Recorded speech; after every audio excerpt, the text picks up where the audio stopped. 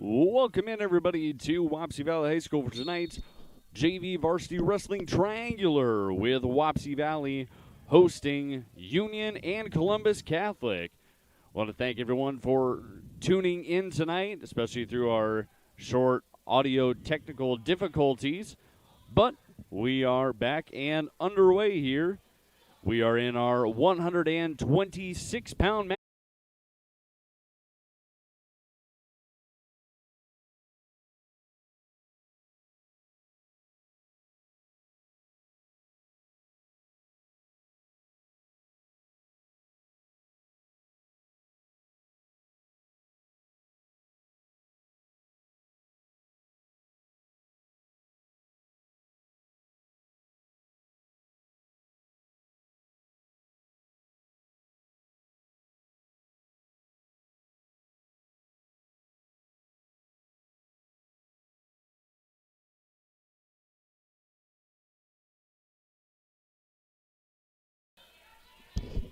Welcome in, everybody, to Wapsie Valley High School for our JV Varsity Wrestling Triangular with Wapsie Valley hosting Union and Columbus Catholic.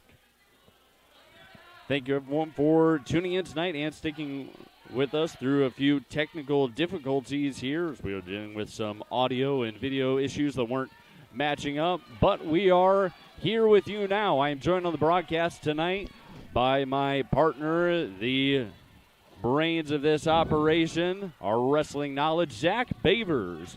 Welcome in, Zach.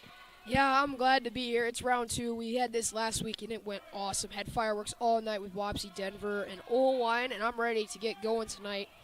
Took us a bit too long, but I'm ready to rock. Absolutely. Going to be a great night of wrestling here with a lot of great matchups. We did miss a couple ranked wrestlers earlier.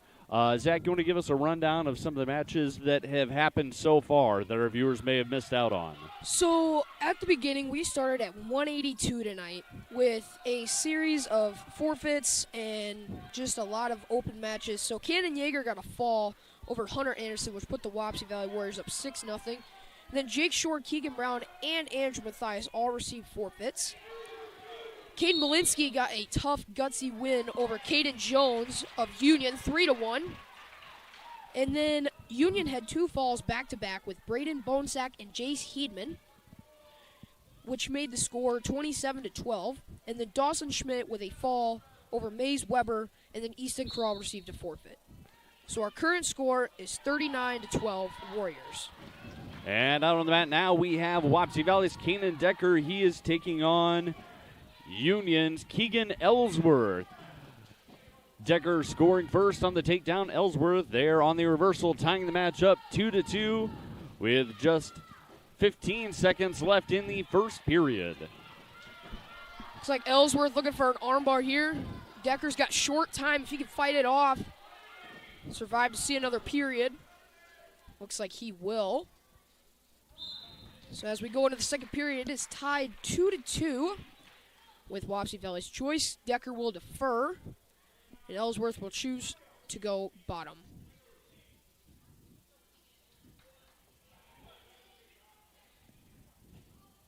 Both wrestlers getting set on the restart there. Decker the quick drive forward. Try to go a little chop the arm, try to get him down to his stomach, but Ellsworth trying to tripod up. See if he can get a reversal here. And he does get the reversal. He's got a cradle locked in on Decker. Looking for a fall.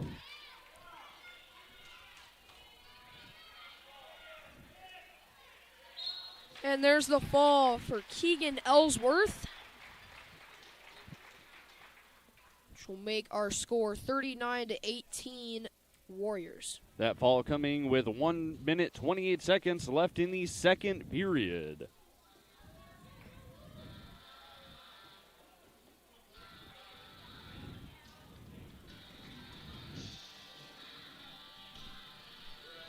Next out on the mat, we will have our 145-pounders for Union. It will be Brock Bergmeyer. He will be taking on Wapsie Valley's Dallas Tissue.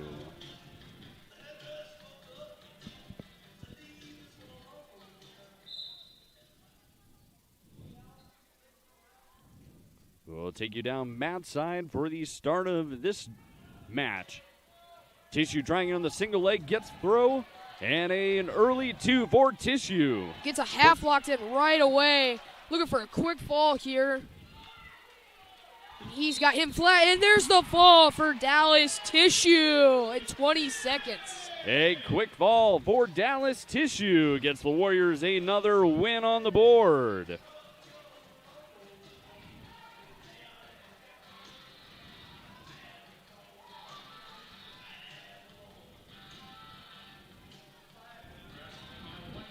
On to 152 pounds we go. It is Union's Justice Luke taking on Wapsie Valley's Garrett Miller. Miller coming in ranked number 12 at 152 pounds in the Class 1A IA Wrestle individual rankings. He is one of 2 Warrior wrestlers ranked, along with Dawson Schmidt, who wrestled earlier at 126 pounds. Quick blast double there from Garrett Miller. That's been his move. He goes right at you, bowls you over, gets a quick takedown.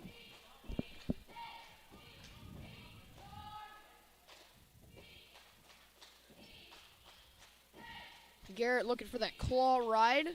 See if he can get him flat to his stomach.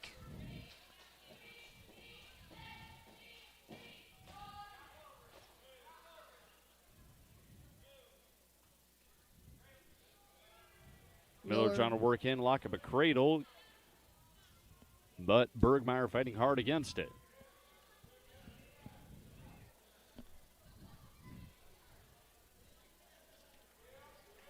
Justice Luke having a strong base here, not giving Garrett Miller any ground. There, Garrett tries to go for a tilt, but Luke rolls right through it.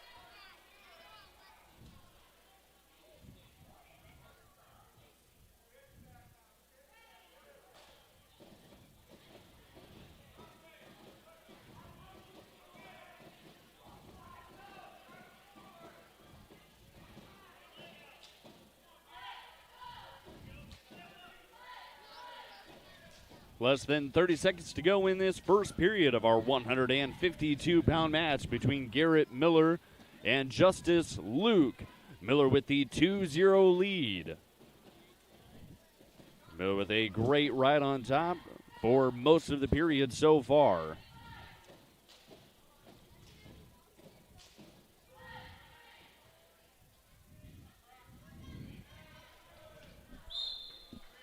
I think after one, Miller got a great takedown right away, and Luke played some really nice defense on bottom, not letting Miller have any opportunities to get turns. And we'll head back to the center to start the second period. Miller on the bottom, Bergmeyer in the top position to start the period.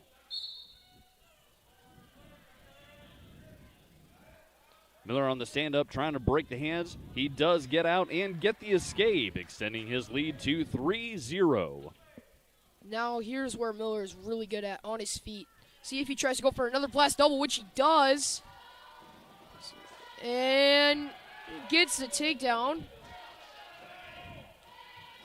See if he can put Luke to his back. Luke's got to bail out and hopefully get back to his stomach. Miller trying to get high. Press down on those shoulders, get that right shoulder turned towards the mat. There it goes. Good. So 3 near falls. Blood time is called.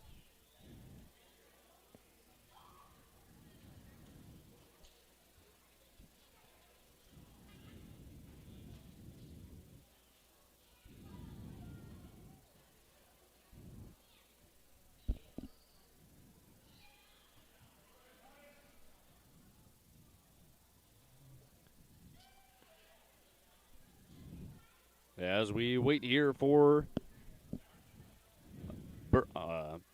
Justice Luke to get checked out, we will give you a little bit of a rundown of tonight's action. We are underway in our first duel of the night with Wapsie Valley and Union underway. Next up, we will have Columbus taking on Union before wrapping up the night with Wapsie Valley and Columbus.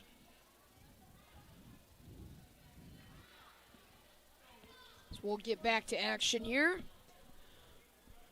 Miller on top. Gets right to that chop of the arm, right to his stomach. See what Miller can do on top. As Luke tries to build back up to his base. As Miller tries to flatten him out.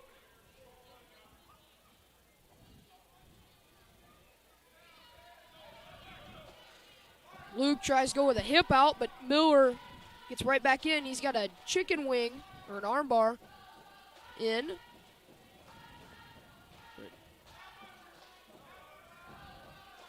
As Miller tries to go for the crossface, and tries to look for a butcher. See if he can circle around the head.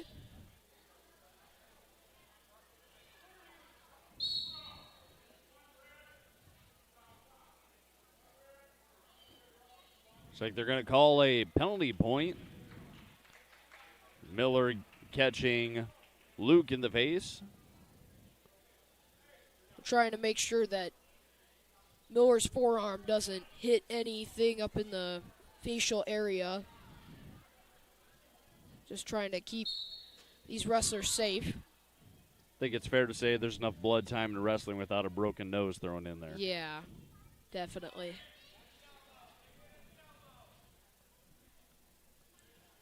So back to action. Miller able to break Luke down flat to the mat. As you 10 seconds to go in this second period. Miller trying to get an arm bar. He's got short time here. Maybe get some near falls. He's trying to work him. Referee giving him no near fall points there. Wasn't to the 45-degree angle that they need to give near falls. So on to the third period we go. Both wrestlers will be neutral. Miller leading 8-1 in this 152-pound match. See if Miller goes back again to that blast double. But Luke with some heavy hand fighting. Looks like we have blood stoppage again.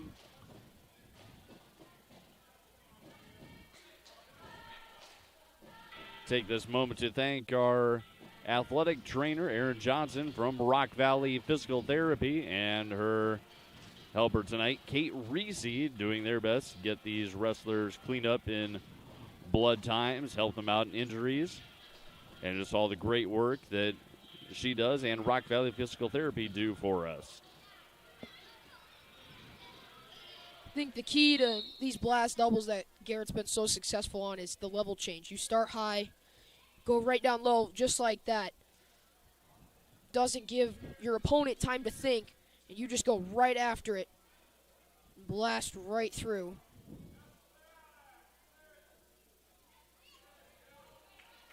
So clear out. And Luke with a shot. Garrett defends it nicely, gets around behind for the 2.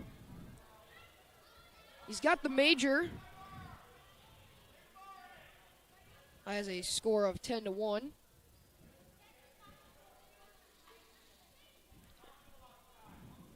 About a minute to go here in the third period. You can just see Miller, as the match goes on, he's tiring out Luke, riding him so hard that Luke had some really good base defense in the first period, but now Miller's able to chop the arm and flatten him out to his stomach.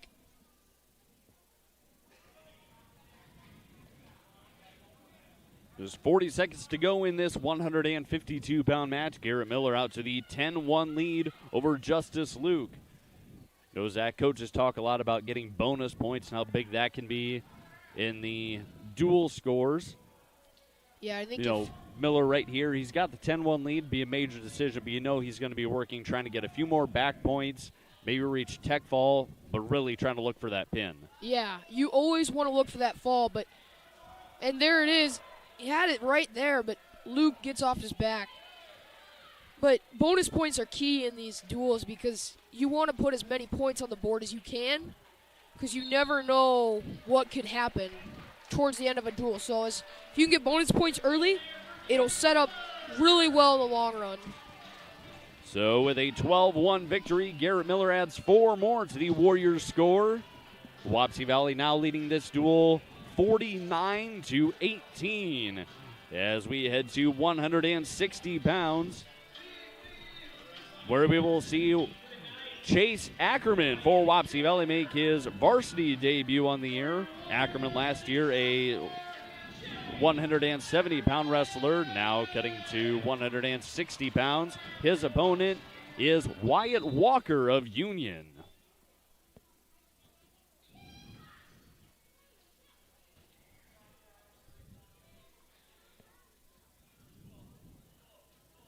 Nice slide by there by Chase. Gets right around behind for the 2. He's already working on getting tilts and turns and try to stack up points. He's got an arm bar. See if he can walk it around, turn him to his back.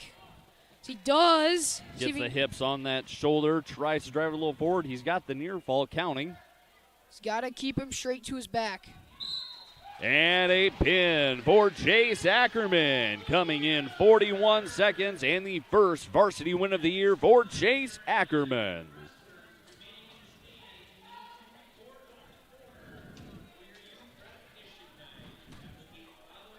And we will have one more match to go here in this duel between the Knights and the Warriors. It'll be our 170-pound match.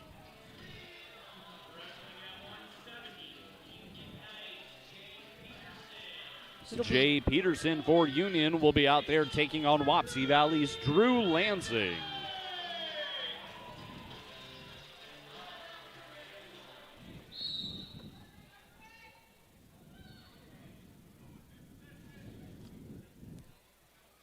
So they're going right into some heavy hand fighting. Lansing's got the front headlock. Tries to get a cradle. He's got it. See if he can put him to his back here. Right to his back. And there's the fall for Drew Lansing. Lansing makes quick work of that one with a pin in 24 seconds. And that'll wrap up our first duel of the night. Wapsie Valley taking down Union 61-18.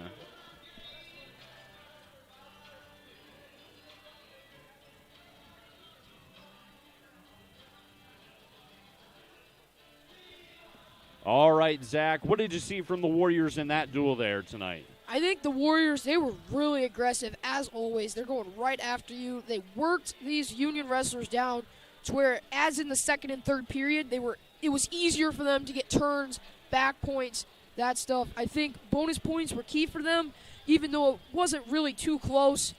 It's always nice where you can get a fall or some bonus points to kind of boost morale for the team. Absolutely, and that's big. You know, as you get going there, picked up a number of falls, picked up a number of forfeits, and that's something that Union hasn't dealt with a lot in the past. They've had a very full team and some really good teams in the past, but unfortunately for them this year, they do have a number of open weights and a little bit smaller roster. Yeah, and I think with every team that has that problem, that's their biggest enemy. It's not the guys you're going up against. It's the fact that you don't have wrestlers out on the mat, because with forfeits and open weights, you're giving your opponent a free 6 points. So I think it's better, like you see with Wapsie, they have a full roster. They do not have an open weight. It helps them so much because they don't have to worry about, hey, we're going to have 2 open weights. That's a free 12 points. How are we going to get that back? Because you're already starting in a hole, and you already have to dig yourself out of it. We saw it last week with Oline. They struggled a lot with it, mainly because they had too many open weights and they couldn't come back from that. Yeah, that was definitely a big one. And as you're seeing on your screen now, some of these stats from the match between Wapsie Valley and Union. The Warriors led in all of the result categories, picking up 5 falls to Union's 3. along with a major decision, and the biggest one there was the 4 forfeit victories for the Warriors. And as you see coming out now, the Wapsie Valley Youth Wrestling Program holding their Youth Recognition Night.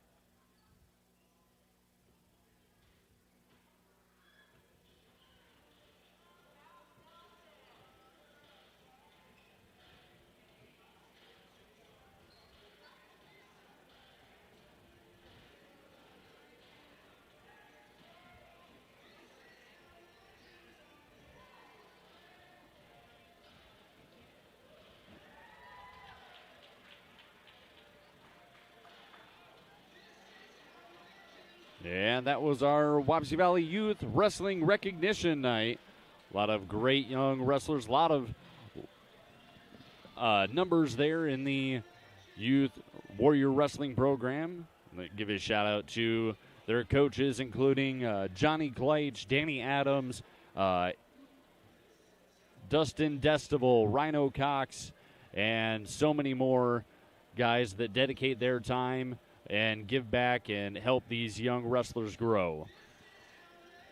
So we are one duel down, and we will get ready to start our next one, where Union will be back out on the mat taking on Columbus Catholic. We will be back shortly for the start of that one. Stay tuned, fans.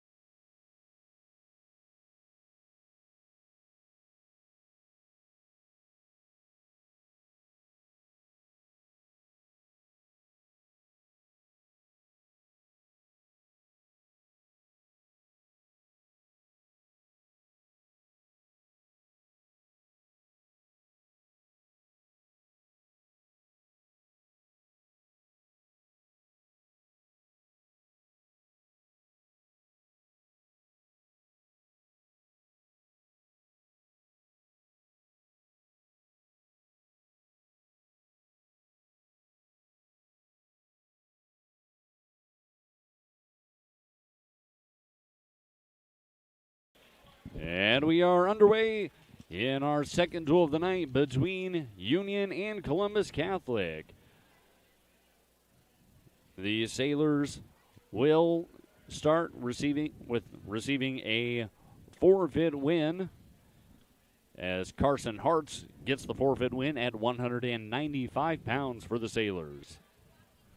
All right, Zach, what are you looking forward to in this duel between the Knights and Sailors? I think I'm going to be most looking forward to that 170-pound match.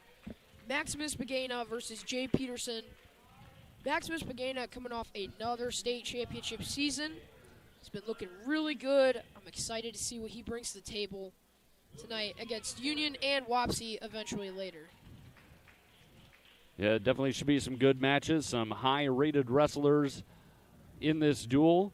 Columbus picking up 2 more wins there by forfeit, as Mason Knipp gets the forfeit win at 220, and Connor Knutson the forfeit win at 285. And Union's Caden Jones will take the forfeit win at 106 pounds. Now we finally get to see some wrestling here at 113. Wait for our scorers. Wrestling at 113 for the Sailors, Francisco Mendoza-Diaz. For your Knights, Jace Henneman. And we'll have a wrestle match here. It is Caden Jones for Union, will be number 1 ranked in Class 2A at 113 pounds. Jace Hedeman taking on Columbus Catholic's Francisco Mendoza-Diaz. Hedeman ranked number 1 in Class 2A. So he gets a quick takedown here. As he tries to go for a cradle there, but he looks like he's going to let him up. See if we can start putting more points on the board. I think at this point, if you're a Union, you gotta. I don't think tech falls really matter at this point. You're looking for falls because you're already down 18-6. So you want falls. Looks like that was the message sent. He looks to get a fall, and he does. That fall coming with 1:19 left in the first period. Jace Hedeman picking up the pin over Francisco Mendoza-Diaz. That's big because now you're hitting Braden Bonesack against Joe Hackett.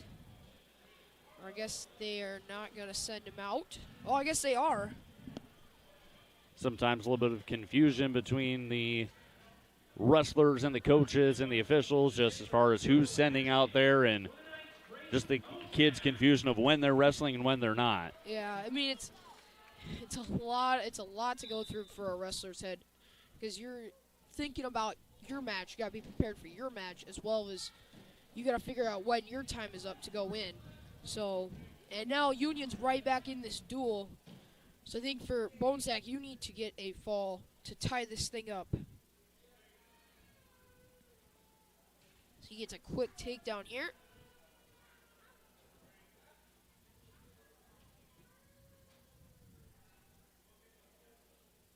Lets him right back up. They'll go back to neutral and go right back to work.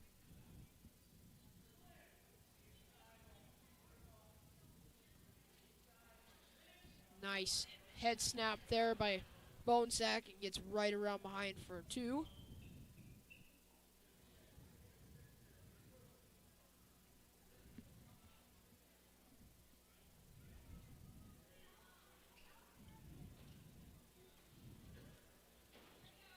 Bonesack trying to look for an armbar here, but so now let him back up. So they'll go out of bounds, and we'll come back to the center with about 46 seconds left to go in the first period.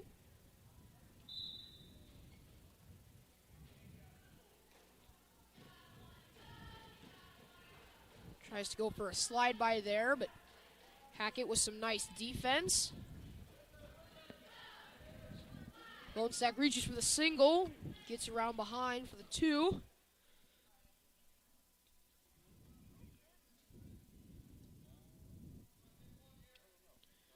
About 20 seconds left here in the first period.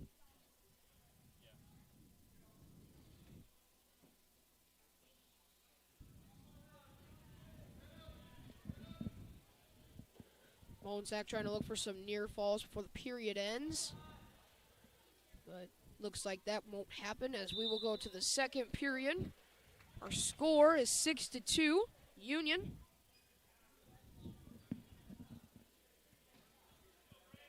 Union defers, or Bonesack, sorry, defers, and Hackett will choose to go on top.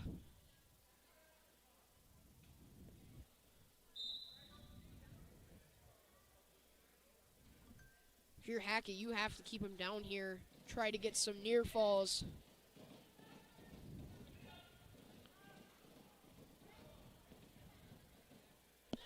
Bonesack trying to push away, turns back in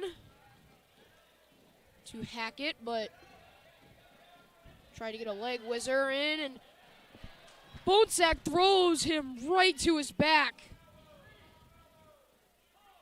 And looking for a fall. He's got the 3 near fall. Just trying to work that right shoulder down. Hackett doing a pretty good job of turning against it. Hackett was trying to keep Bonesack down, and he turned right back into him, got him in a headlock, and threw him right to his back.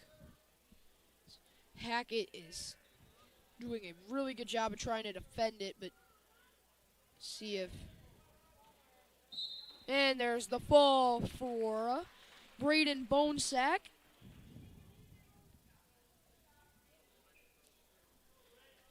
And the fall there for Bonesack will tie this duel up 18-18. So after a few early forfeit wins for Columbus, Union has caught back up to tie this duel.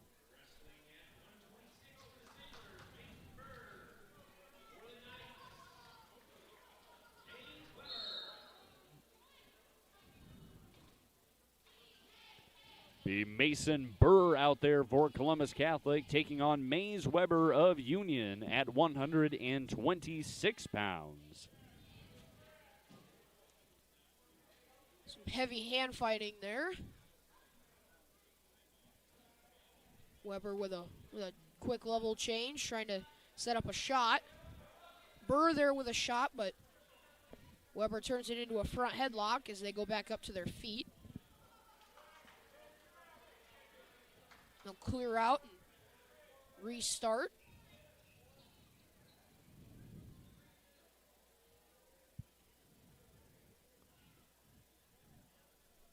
Both wrestlers trying to work the head and see if they can get a shove down, work through on a shot, but they will back off and reposition.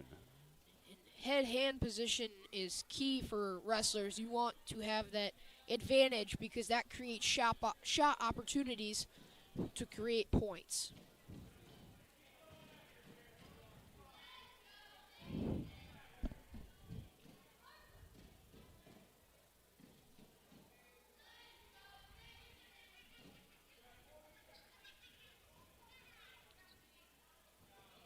Burr there with a shot, but Weber defends it.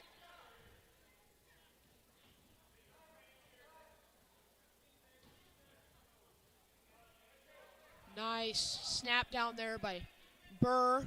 Goes into a front headlock. Weber trying to back out. And both wrestlers go out of bounds. Back to the center will go. Both the wrestlers still neutral, 0-0. 15 seconds to go in period number 1.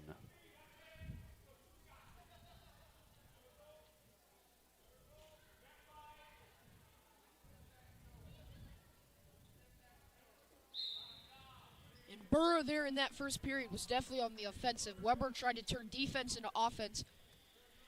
Force Burr to make it some bad shots and try to get behind for some goal behinds, but nothing happening for either wrestler as we go into the second period, where we will start neutral.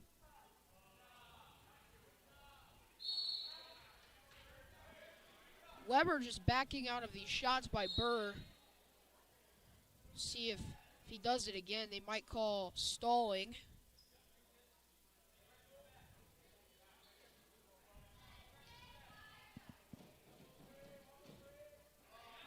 Burr with a shot there, but Weber again defending.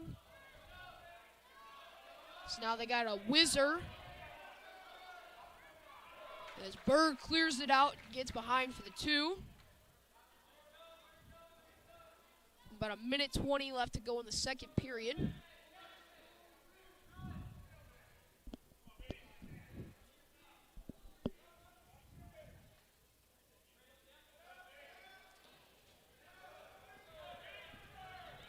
Weber trying to work his way out.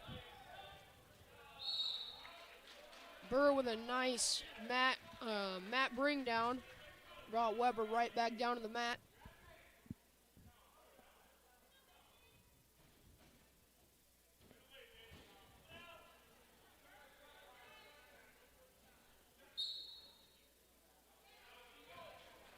Weber tries to go with a hip out, but Burr gets right back in. They go back to that front headlock position.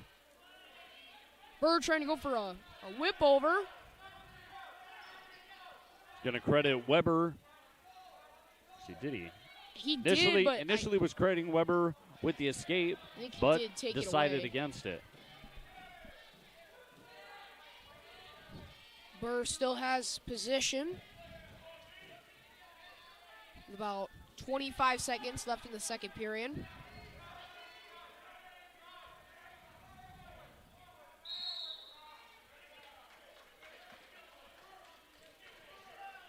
Weber here with about 15 seconds left to go in the second period. He's got to get up and out fast.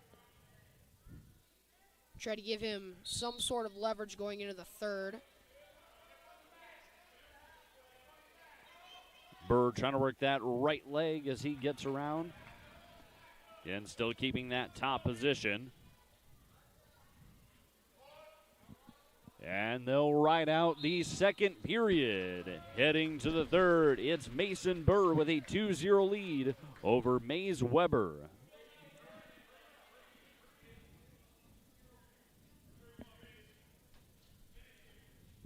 Burr will start in the down position.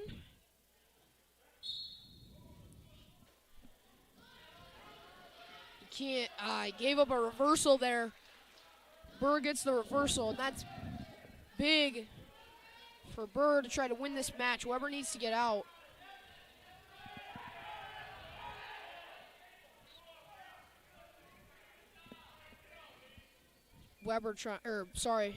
Burr trying to find a way back to get Weber to his stomach.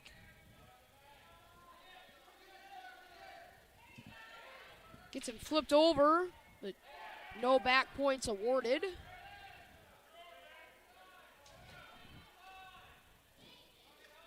Burr had Weber in position there, but he was able to roll out of it as he goes for the turn, gets those hips onto the shoulders. And he gets the fall. Mason Burr with the fall over Maze Weber. With 1:09 left in the match, it's Burr picking up the pin as Columbus retakes the lead in this duel, 24-18.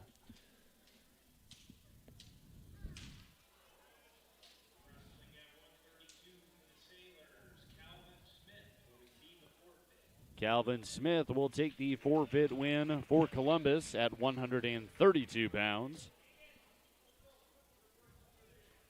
And at 138 pounds, we will have a match. See who our wrestlers are as they come check in.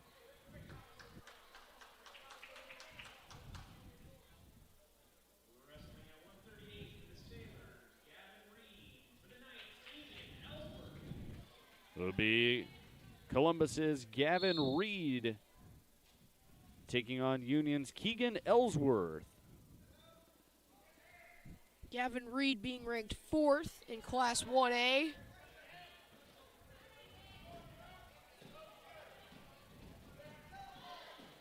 For Columbus, they have a lot of ranked wrestlers, a lot of top-ranked wrestlers at their respective weights.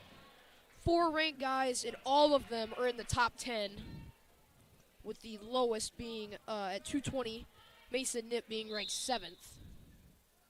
That's definitely big for Columbus, and you saw earlier Wapsie Valley came into this one ranked 7th in the dual team rankings in Class 1A, while both Union and Columbus aren't ranked in the dual rankings. They are both ranked in the tournament rankings, where Columbus sits at number 4 in Class 1A and Union number 9 in Class 2A. Just some of that difference there, where having a full lineup along with a couple studs, couple more highly rated wrestlers will get you, a good solid team. Yeah. But then if you have, like Columbus has 4 individually ranked wrestlers, come, say, the state tournament, they could really put some points up. Yeah, I think having 4 ranked guys and all highly ranked guys at their respective weights helps them in the tournament standings come state wrestling time, but in the duels, sometimes it's just not enough to have all those guys. As you see, Wapsie has a fuller lineup with less highly ranked guys, and they're ranked 7th in Class 1A.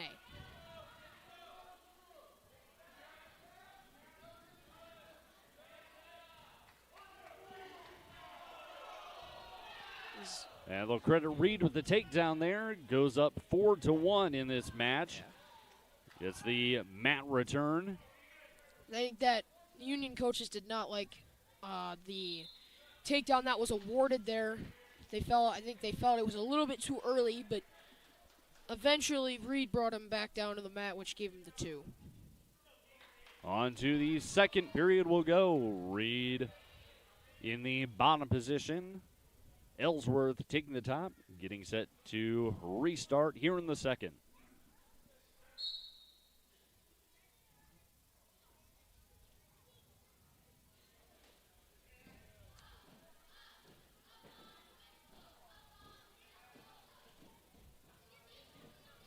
Ellsworth trying to flatten out Reed here, but Reed staying in his base, trying to work back up.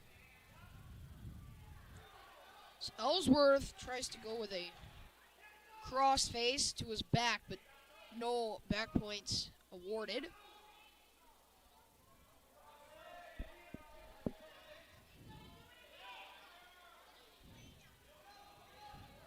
Reed tries to go with a hip out, but doesn't work.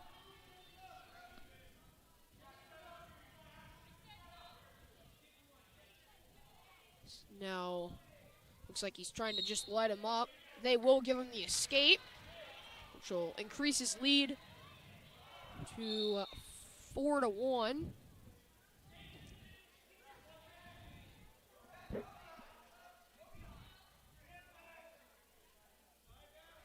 I think for Reed being ranked 4th in Class 1A, Keegan Ellsworth is giving him a run for his money here.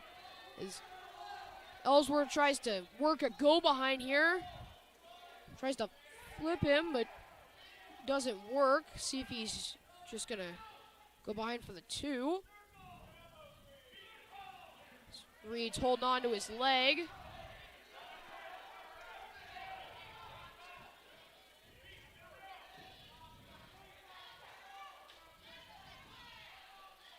So you got 20 seconds left.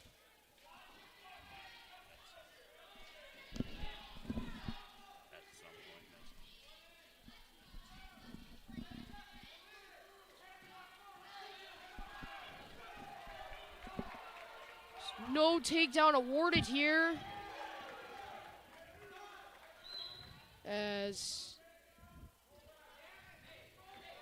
they're going to give him the takedown, but I wonder if time was out when they gave him the takedown, but looks like they will. So our score 5-3 as we head to the 3rd period in this 138-pound match between Reed and Ellsworth. So they look like they're gonna make an adjustment. Yeah, making an adjustment to time, or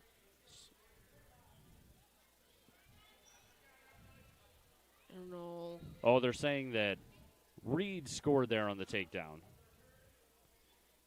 I guess that's what they were confirming, if the time was up before the ref awarded the takedown, which I guess it was awarded. Looks like they had both, incorrectly as I did, awarded the 2 points the other way to Ellsworth when it was in fact Reed who scored the takedown. Ellsworth with the big reversal here, and he's going to let him go. He's got to get a takedown here, and he's got to get it fast. He's down by 5. Tries to go for an ankle pick. He's going to turn back in. He's got position if he can free that leg and circle around. They're in the same position again as they were at the end of the second.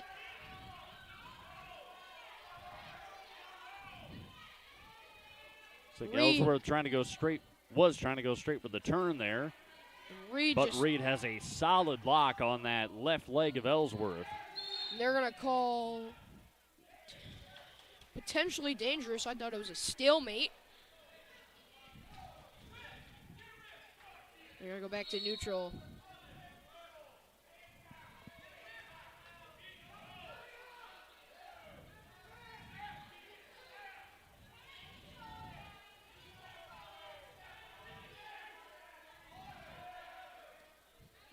The refs have been really generous with not calling the stall call tonight, but you could probably see it here at some point if Reed does not get a shot opportunities. He's just holding on to that leg, trying to waste time here.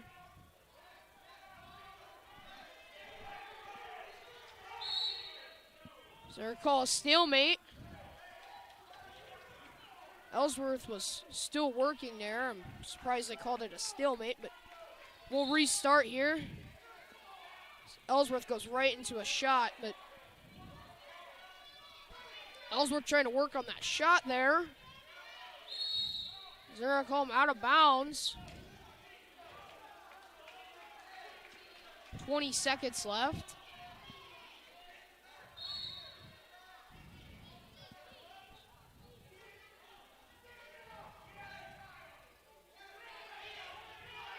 As they are going to call stalling on Reed. So he'll take a shot and just try to lock up here, but as they get the final few seconds. And that'll end the match between Reed and Ellsworth. Gavin Reed holds on for the 8-3 decision. And Columbus now extends their dual lead to 33-18 over the Knights.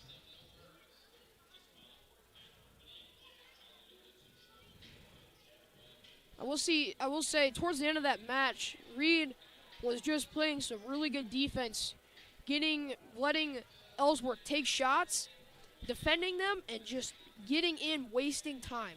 That's the biggest thing as you're nearing that end of the match. You're tired. You just want you want to chew up time. You don't want to give him any opportunities to score more points. But Keegan Ellsworth wrestled a great match against a top-ranked wrestler in Gavin Reed as we head to 145, where it'll be Brock Bergmeyer against John Hackett.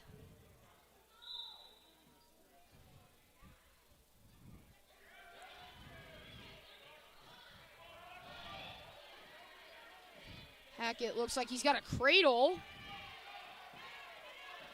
Surprise, no position awarded yet on the takedown attempt. We're kind of in a scramble here, see who gets position. Hackett has the cradle and, well, finally lets it go as Bergmeyer's still working, trying to hold hard onto that leg. I thought they were going to give Bergmeyer the 2 there. It looked like he had a headlock, but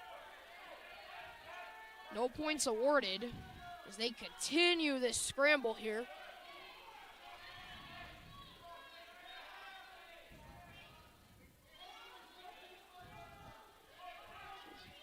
Another cradle there from Hackett as he's finally got it locked in. They're going to give him the 2. And now he's getting back points, see if he can settle in for the fall. He's got to let that other shoulder hit the ground or hit the mat. See, he's got about 35 seconds to settle in.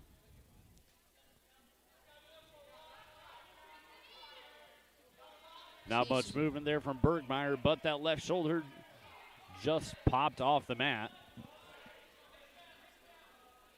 Just trying to hang on for the next 20 seconds. So Hackett will have the easy 3 near fall if this does hit zeros on the clock. And there's the fall for John Hackett. Took a bit longer than he probably wanted it to go, but finally got that cradle locked up.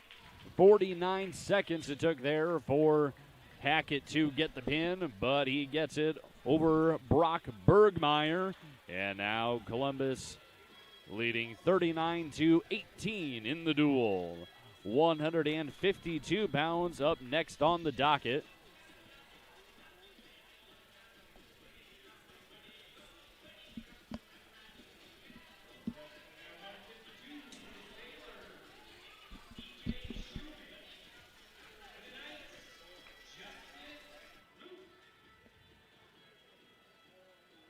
It will be Justice Luke out there for Union. He will be taking on CJ Schumann of Columbus.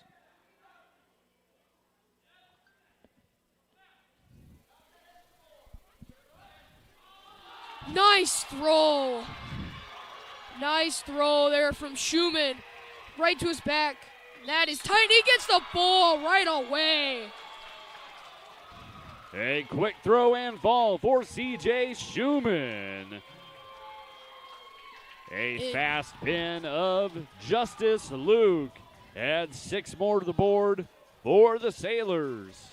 And he just took Luke's momentum. Luke was trying to push into him, tried to work a shot opportunity, and Schumann just said nope and threw him right to his back for the quick fall of just about 20 seconds.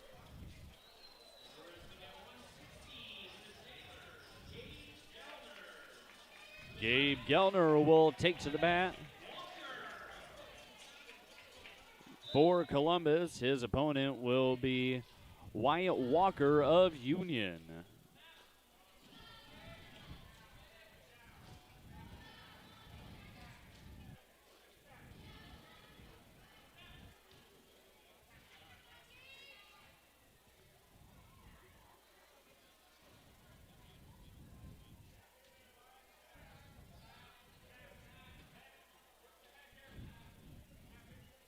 He's got some heavy hand fighting here.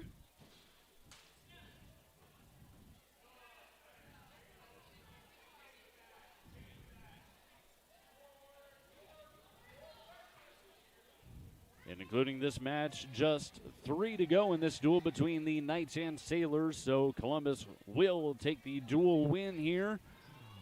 But a few more matches still left to be decided, including this one, with Gellner of Columbus taking on Walker of Union. 1 minute into this first period, still scoreless. Both wrestlers jockeying for position.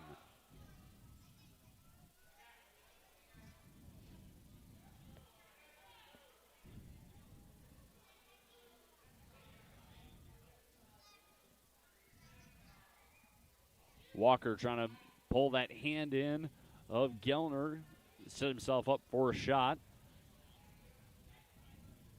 Not much going either way for either wrestler here. 30 seconds left in this first period. There's a nice... Walker takes advantage of the shot from Gellner, gets around for 2. You just saw Gellner, my bad. He tried to put some pressure on, and then Walker did the head snap down, and got right around behind. That's a great example of defensive wrestling there, using your opponent's momentum against him. Yeah, put on a lot of pressure, and Walker was able just to snap his head down and get right around behind for the 2.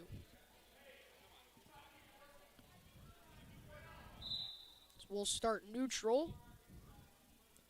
Walker tries to go for that head snap again.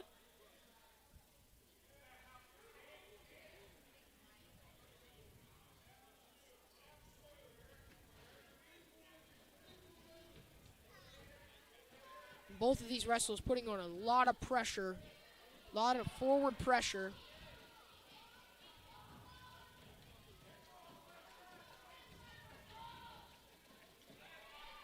As we get into these upper weights, it's more about hand fighting than taking shots all the time. You're more trying to work your opponent, tire them down. That's when the shot opportunities show up later in the match. And that's a nice blast double there from Walker as he'll get the 2.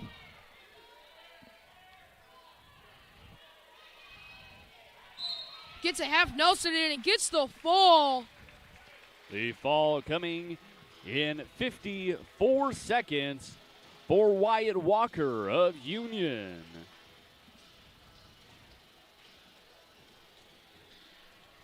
And on to 170 pounds we go. We will see possibly the most anticipated wrestler of the night coming up next as he checks in for Columbus. It is back-to-back defending state champion Maximus Magana of Columbus. Yeah, and he is the man at the top of the mountain here at this weight. 170, he is the man to beat now, as he has won back-to-back state champions, or back-to-back state championships. And I'm excited to see what he's going to do tonight. His opponent in this one will be Jay Peterson of Union.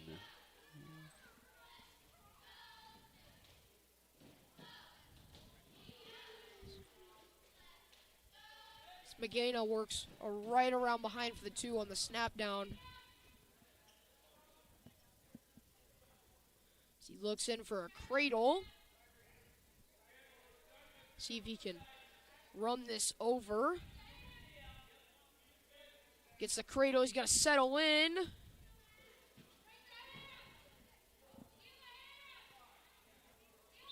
And there's the fall, a quick pin for the number 1 ranked guy at 170 in Class 1A, Maximus Magana.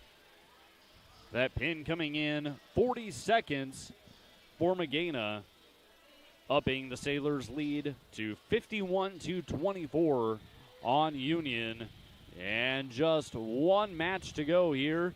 182 pounds. Henry Erie for Columbus will be taking on Hunter Anderson of Union.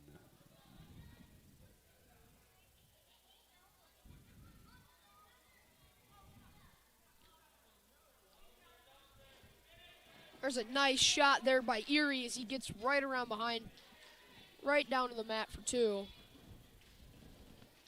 Anderson trying to work back up to his feet. Tries to turn away. So he go out of bounds. They will not give him the escape.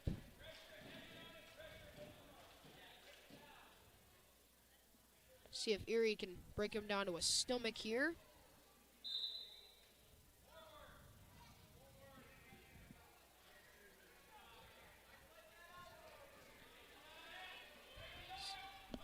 Erie looking for a half Nelson, but Anderson defends it. Now Erie with a cradle. Anderson tried to get up, but breaks the locked hands there.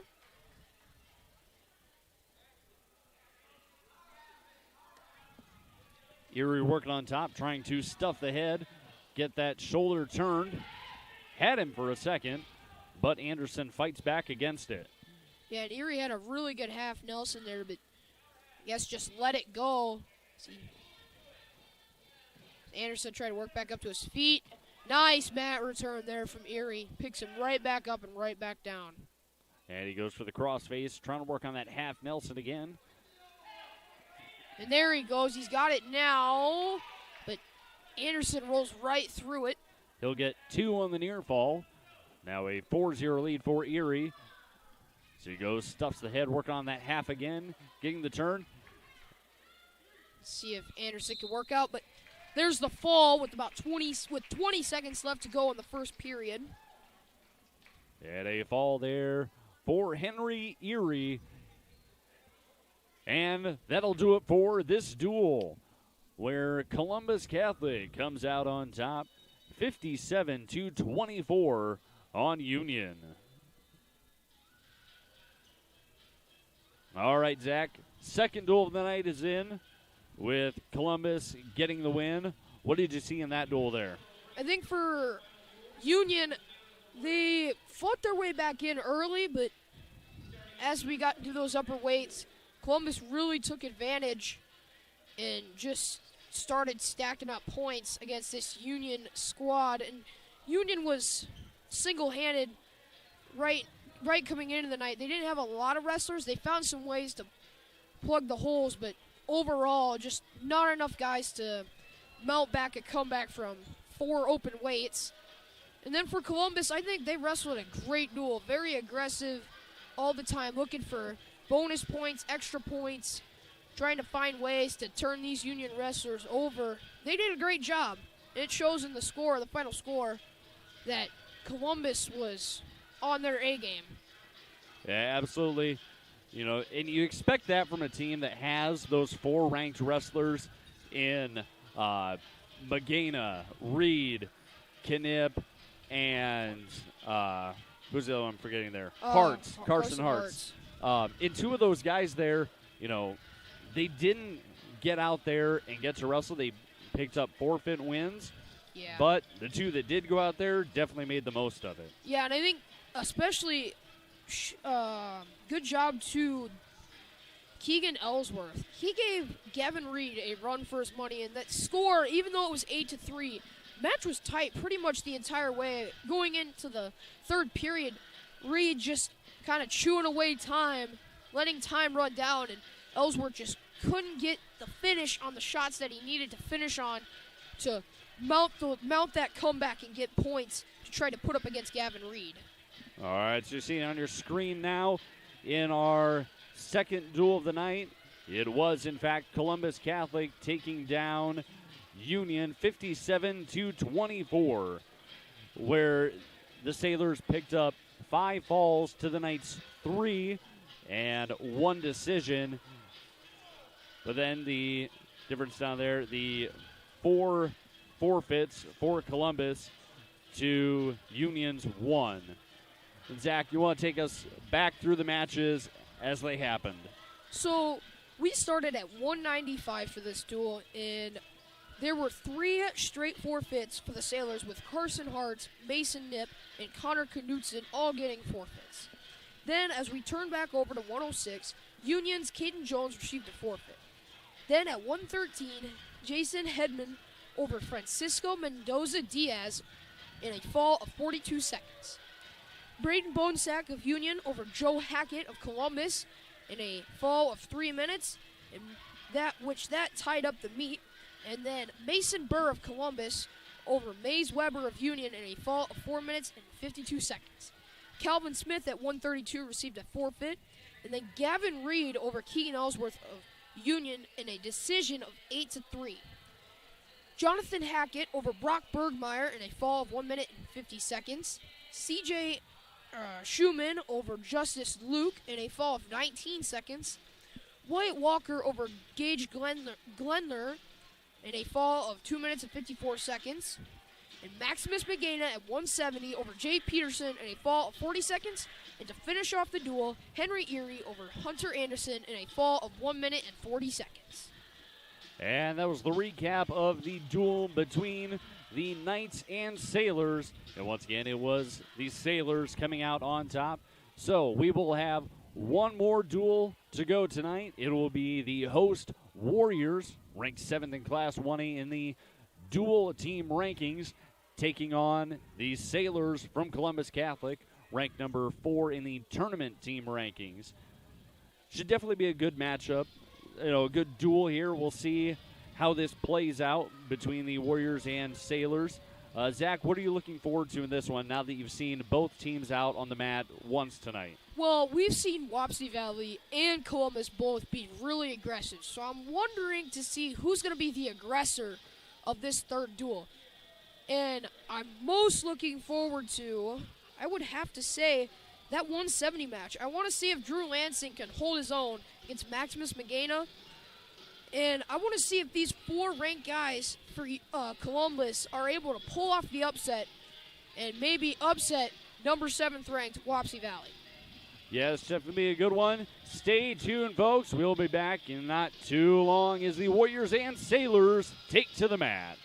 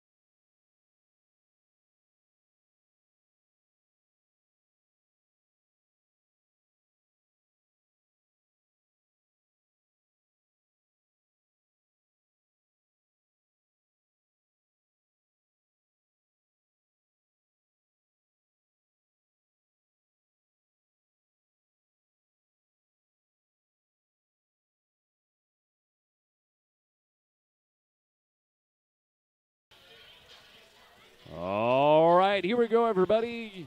Just minutes away from the start of the Warriors and Sailors duel, the third of the night. All right, Zach, give us the rundown. What are we thinking heading into this one? What are some of the big matches coming up, and maybe a few keys for each team? I think for your key for Wapsie Valley, you need to stay aggressive. You cannot let the Sailors outmatch you, out-wrestle you. You have to stay on the aggressive, constantly looking for shots, constantly looking for bonus points, because Columbus has 4 ranked guys. Those are going to be the big key things for them. If they can get their production from those 4 guys, it will help them. But for Wapsie, you need to shut them down, not give them any breathing room. And for Columbus, turn defense into offense. You've done this against Union, but it's going to be more important against Wapsie here, as these 2 teams look to square off. Here we go. Down go the lights. Spotlights on. Starting off at 220 pounds, it's Keegan Brown of Wapsie Valley taking on 7th-ranked Mason Knipp of Columbus Catholic. There's a quick takedown for Knipp.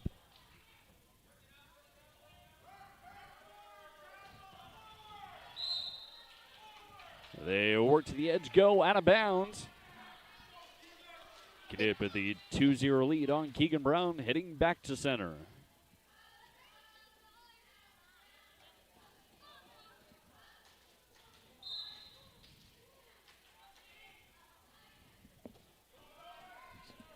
Keegan looks to get up right away, but Knipp brings him right back down to the mat. Knipp trying to look for a cradle there, but Keegan flattens back out. Tries to go for a hip out, but Knipp trying to go for the suck back, but doesn't get it. Now Knipp has an arm bar. They're trying to keep it legal there. As they go out of bounds, we'll come back to the center.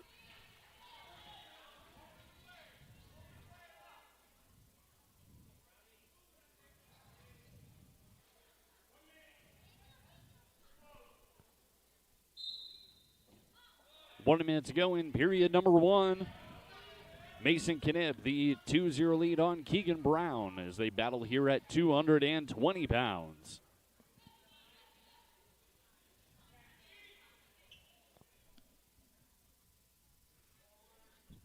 Knipp putting a lot of forward pressure here on Brown. He tries to go for a power half, but doesn't get it. Brown trying to work back up to his base.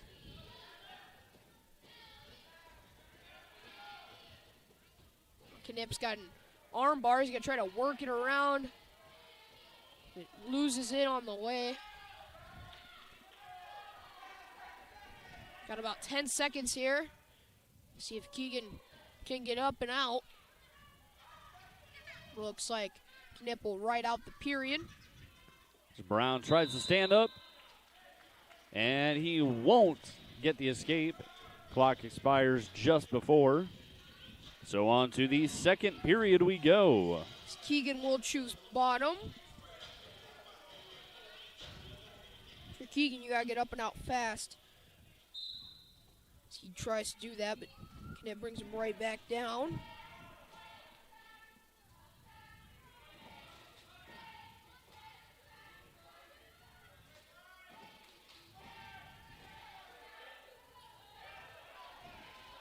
Keegan trying to peel the hands away, but as they go out of bounds. If you're Keegan, you just got to chop the hand away, turn around, try to turn back into him.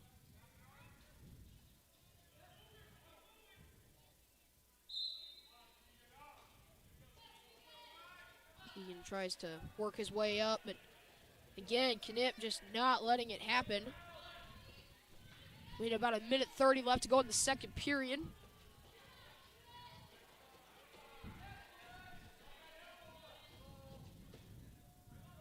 If you're Knipp, you're looking for bonus points here, trying to get some extra points to get more than just a decision for your team.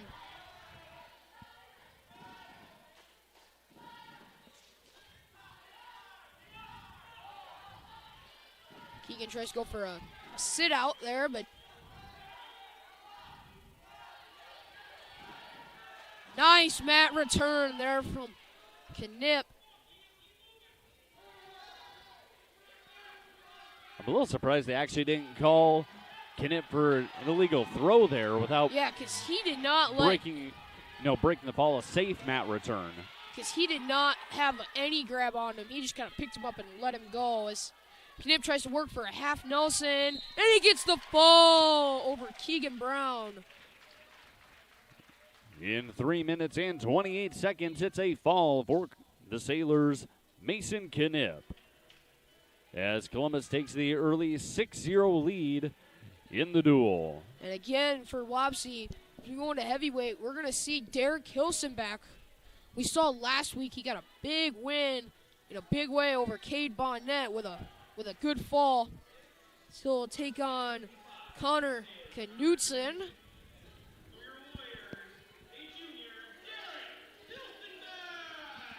Now, Hilsenbeck normally a 195-pounder, but making the jump up to 285 a couple times this year. I think a big thing for Hilsenbeck, he's already at a major weight disadvantage, having to bump up 2 weights to wrestle 285. So he's going to have to use his speed and agility to his advantage over this bigger wrestler in Knutson. Knutson goes under on the shot and gets the 2. Hilsenbeck trying to lock in that single. So he's trying to get a takedown here. And there's the 2. A good fight through there, able to spin and get the reversal and tie it up for Derek Hilsenbeck. See, they were the escape there. Yes, so Knutson got a takedown. Derek Hilsenbeck got an escape.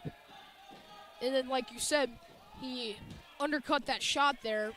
Didn't award him the takedown, and Derek Hilsenbeck fought back. Turned his hips in, got around behind for the 2. So it's actually a 3-2 lead for Derek Hilsenbeck on Connor Knutson. So he's trying to pull that arm out, maybe get an arm bar in, but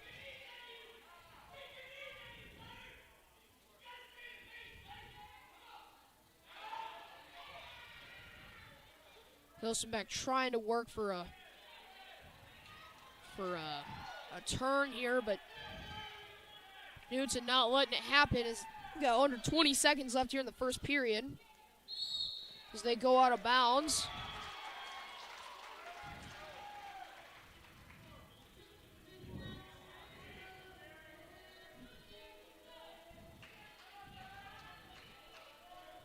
As the officials just talking some things out between the coaches and the wrestlers. But everything appears to be good. Head back to the center for the restart.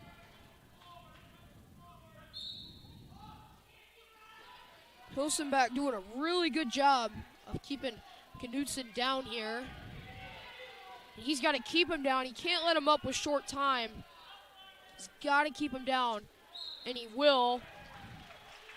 It's a good right out there by Hilsenbeck. He's going to defer to the third period. Looks like. So if you're the Warriors, Coach Krall and Derek here, you got to be happy with a 3-2 lead after 1 period. Yeah, now you're back into neutral. Derek with a really early shot here, right off the whistle. As we go into a whizzer. See if Derek can lift the leg up and try to work his way and clear his arm out. He looks to try to lift up here. He's going to try to clear that arm out. Going to stop it for a potentially dangerous situation as Knutson's leg was getting twisted out to the side. So back to neutral we'll go. In the center, 3-2, Derek Hilsenbeck's leading in this matchup against Connor Knutson. Knutson looked like he tried for a shot. There is Hilsenbeck! Gets the takedown. Almost looked like Knudsen tried to flip him over with his momentum, but Hilsenbach, nice job keeping his hips to the mat, not getting thrown over to his back. Now if you're Hilsenbach, you need to ride him out because you have the decision of the third period. So he's trying to go for a turn, maybe a butcher. He's got to settle in here. He's got to settle in. Settle in. And he gets the fall. A fall and a big one at that for Derek Hilsenbach. That is huge for the Warriors. And if you're Wapsie, you're feeling real good right about now. You have this momentum going your way. And Cade Malinsky's about to get a forfeit here, which will even more extend your lead.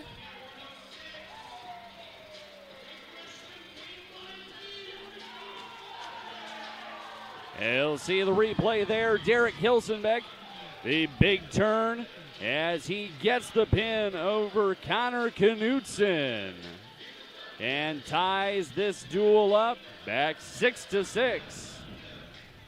As Cade Malinsky receive a forfeit, making it 12-6. As we'll head into 113, we'll see Reese Hagenow take on Francisco Mendoza Diaz of Columbus.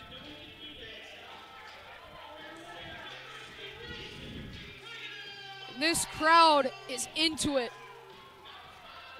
That's just even more of a momentum booster for this Warrior team.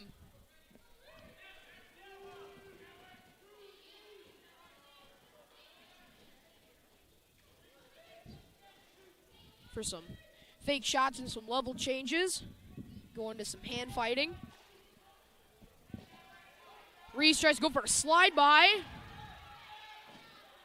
Gets in on a single leg, trying to work his way back up. And he gets the 2 takedown. Reese already trying to work for some turns. He's got an armbar locked up. This is on the edge, so they're going to see if they're going to keep him in bounds as he turns him. No back points awarded. Reese will work his way back around.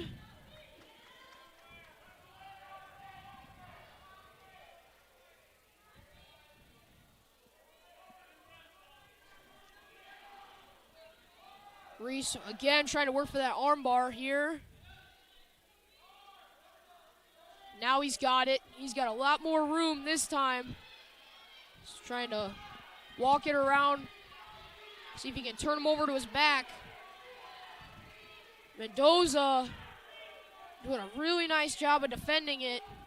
Is Reese now trying to look for half Nelson. Still got that armbar in. And there he goes, he turns him. And there's the fall for Reese Hagenow. A big fall there for Hagenow. And back-to-back falls for the Warriors. Now it'll be Brody Kleitch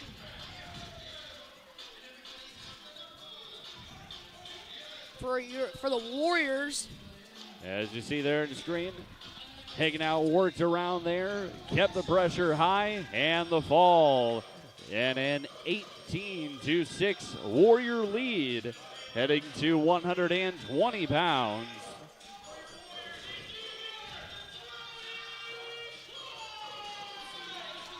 Brody Kleitch out there for the Warriors. He will take on Columbus's Joe Hackett. When you wrestle Brody Kleitch, it's almost a new style of wrestling because Brody's so low on his knees. He works from his knees that wrestler almost has to get down to his level to try to create shots. It makes it that much more difficult for his opponents.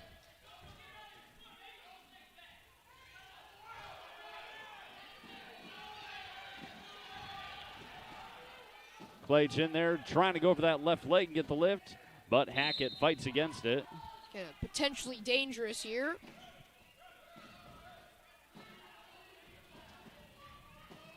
So they'll line it back up in the neutral position at center and restart.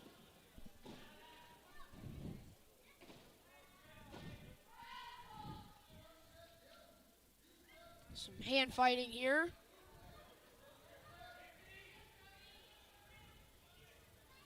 There's a nice headlock position there for Brody. See if he can, well, clear out. Now it's another front headlock for Hackett, but Brody gets behind. And there's the 2 for Brody Kleitsch. Now trying to work him to his back. But Hackett rolls through. That was almost a bad position there for Kleitsch.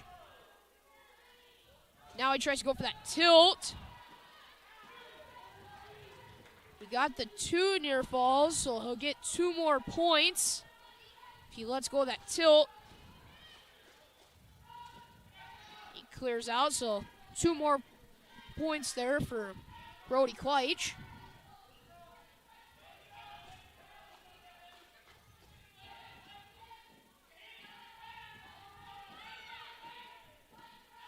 Brody trying to work for another tilt. He's got the 2. So he'll at least get 2 more points. It'll extend his lead 6-0. So a pretty good start there for Kleitsch heading to the second period. And back to the center they'll go here to start period number 2. Kleitsch will take the bottom position.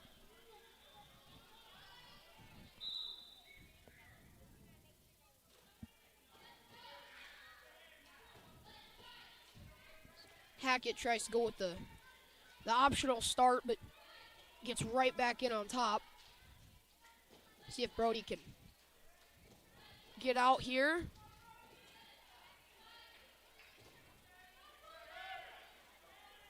Tries to go for a sit out, but see if he can get out here. Hackett trying to work on some sort of tilt. Tries to go for a suck back, but not working. Kleitsch steps over the leg, trying to see if he can turn his hips, but gets caught in a half Nelson. Kleitsch defends it.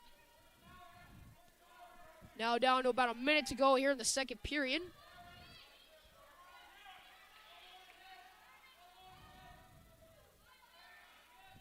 Hackett trying to work on a tilt.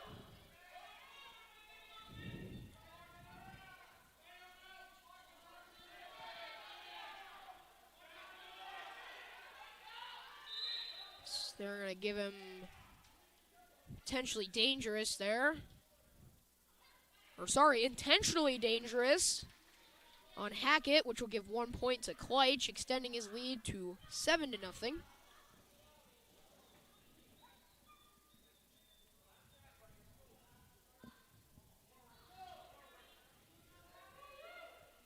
Again, Hackett with the optional start, but again, just goes right back into that double underhook. See if Brody can turn his hips in. And there's another intentionally dangerous. Wait. Was that in? Okay, so that was intentionally dangerous on Hackett. The ref had it to where it was a point for Hackett, but I think just a case of held up the wrong hand. yeah. He's going with another optional start. I think you have to think at this point he's just going to go right back to that claw ride. Which you've seen Hackett now multiple times doing with that optional start. That's not something that many wrestlers do.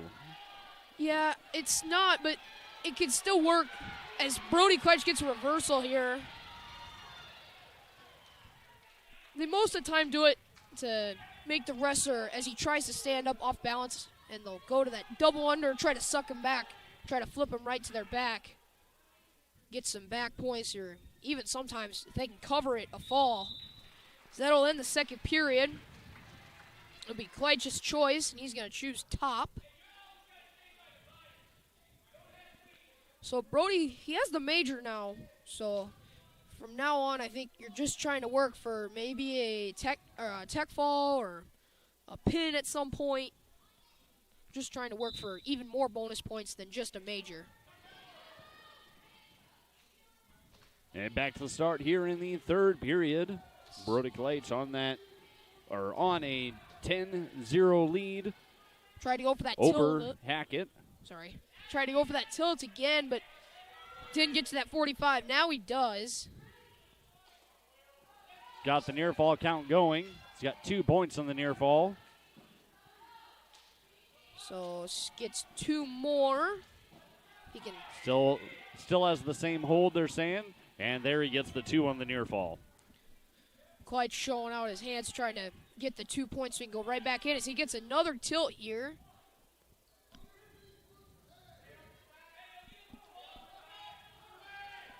So that'll be the technical fall there for Brody Kleitsch. The final score of 15-0. An end-to-end domination there for Brody Kleitsch. The 15-0 tech fall coming in 4 minutes, 54 seconds. And the Warriors now with a 23-6 lead in the duel. Now it's hammer time for the Warriors as their stud, Dawson Schmidt, comes out to the mat.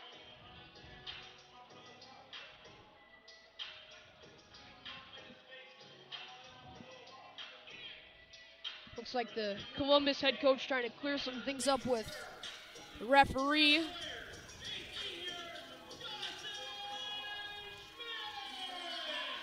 Our wrestlers out there for Columbus. It's Mason Burr. And for the Warriors, it's 1A number 5, Dawson Schmidt. Dawson goes in on a single leg. He's going to come out the back door. So he can grab that other leg. Still no position yet, and he gets around for the 2. Burr tried to kick out of that leg grab that Dawson Schmidt had, but unable to do so, and Dawson gets the 2 takedown. Burr works right back up to his feet. So the lift isn't able to get him high enough, so he gives up the skate. The escape cuts him and goes back in on the shot. Burr tried to go for out of bounds they go. Burr tried to go for a headlock there on the edge of the mat, but Dawson able to defend it. Work his way back to the center. Is Dawson in on another shot, another single leg. See if he can cut it off to a double. Or he's going to trip him as he does. And there'll be and gets 2 at the edge before they go out of bounds. I think if you're Dawson, you can never be comfortable here. You have to keep working to get more points, and if at some point, try to work for a fall. As you can never have too big of a lead on a team like Columbus where they can easily come back. They roll through there. Trying to settle in.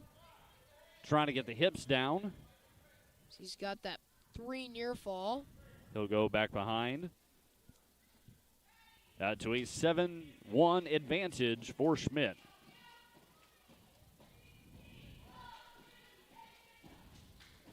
He's got that arm bar. Tries to go grab that far wrist, see if he can run around. They're on the edge here. I think he's got the 3 near fall as the period will wind down. Now trying to work for a fall here with short time. Tries to work on that drive, get those hips up onto the shoulder. But Burr defends it, not giving up the fall, but will give up 3 near fall points. Dawson has the choice, he defers. Burr will choose neutral. So on their feet they'll go with Dawson Schmidt. Out to a 10-1 lead on Mason Burr of Columbus Catholic. Nice takedown there by Schmidt. Goes right into a cow catcher. And gets the fall. Dawson Schmidt.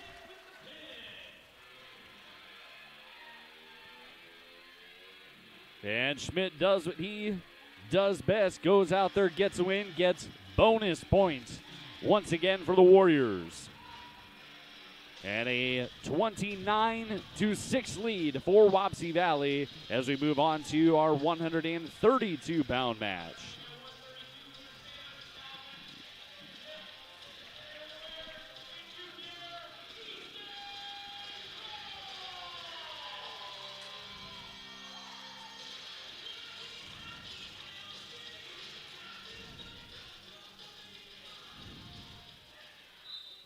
Calvin Smith will take to the mat for the Sailors against Wapsie Valley's Easton Crawl. Crawl in on the double.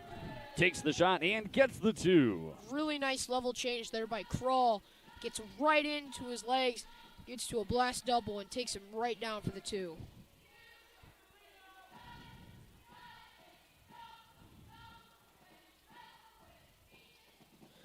Right to his back. He had a interesting turn there, but. And two on the near fall there for Crawl. You know, well, every wrestler has a little bit different style. Some are a little more planning, some are a little more defensive. Crawl is a very active wrestler. He's always looking for a shot, always looking for another chance at points. And he gets some there with a pin. In 48 seconds, the fall for Easton Crawl. That and Easton Crawl just constantly looking for opportunities. He got one right there. Gets in on a quick takedown, turns him right over for a fall.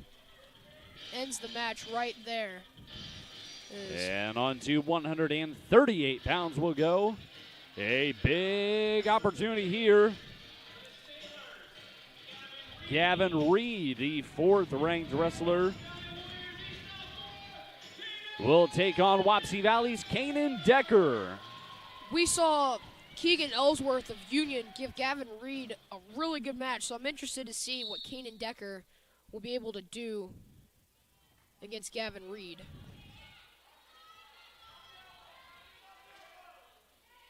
Decker trying to force a shot. Reed sprawling out on the defense.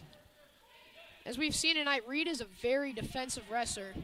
He's very good at taking your missed opportunities or bad shots and turning them back into his offense where he can score points.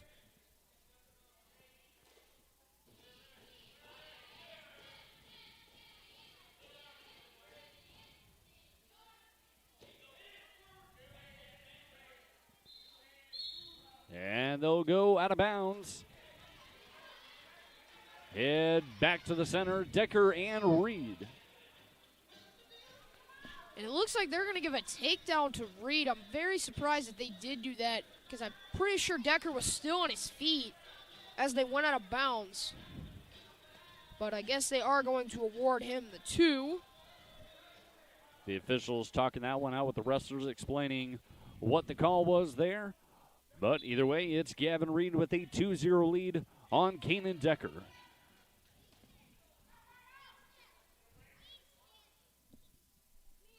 Reed working hard on top there. Tries to get an arm bar in. See if Reed's going to try to get to that far wrist. Make sure he keeps it legal there. Doesn't want to get it too up towards Decker's head. As Decker works out, he's got to peel the hands. Reed with a nice mat return. Decker's got to work back up to his feet here.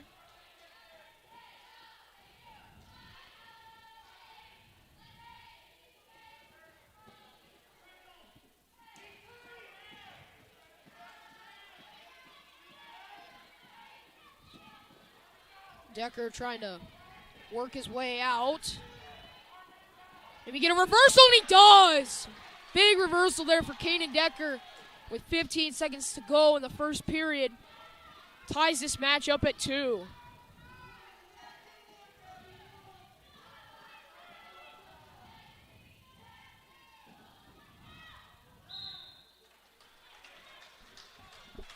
Very good there by Kanan Decker to get some late points.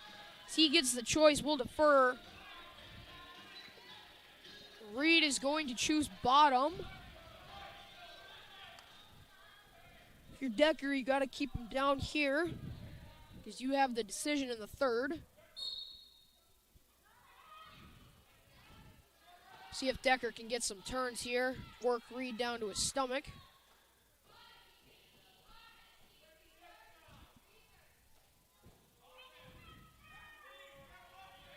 Trying to chop that arm there.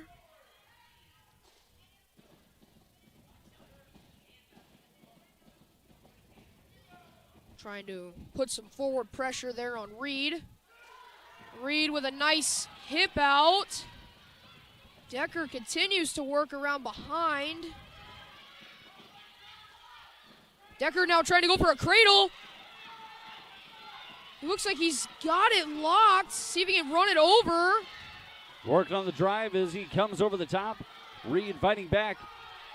I'm surprised No they're not. count started yet. There should be a count there. There's count started. Got a 2.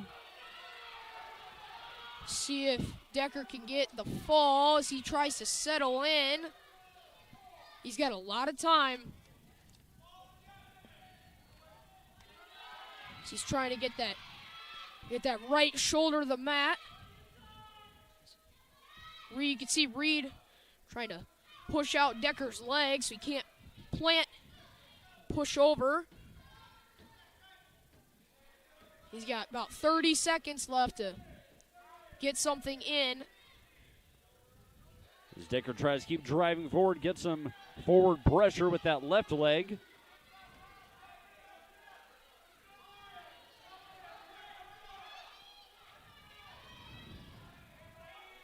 He's got about... Reed giving everything he's got, trying to get that right shoulder off the mat. And he gets the ball! Kaden Decker with a massive upset. Talk about a statement win. Kaden Decker, the pin of 4th-ranked Gavin Reed. What an upset. Kaden Decker. Talk about a statement win for his season. He upsets the number 4th-ranked guy in Class 1A. What a match. A massive win there for Kaden Decker and the Warriors.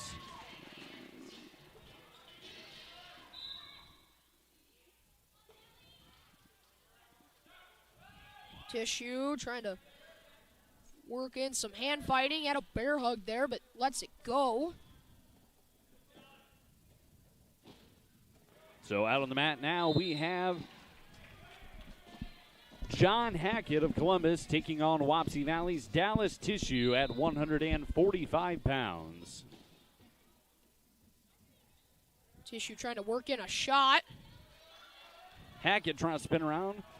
A good hip out there by Tissue fighting it off. So he lifts and gets around for 2.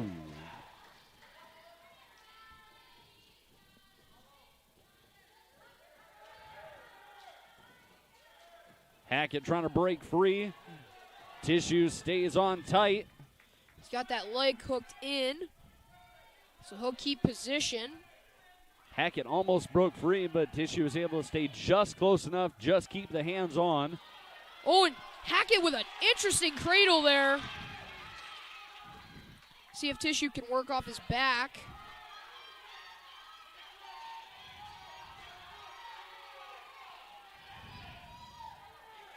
Tissue trying to break that lock there of Hackett.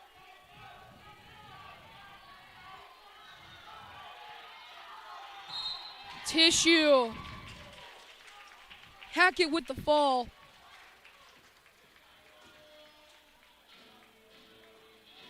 Dallas Tissue goes down in a fall to John Hackett in 1 minute and 24 seconds. Now we'll see at 152, 12th ranked Garrett Miller taking on CJ Schumann.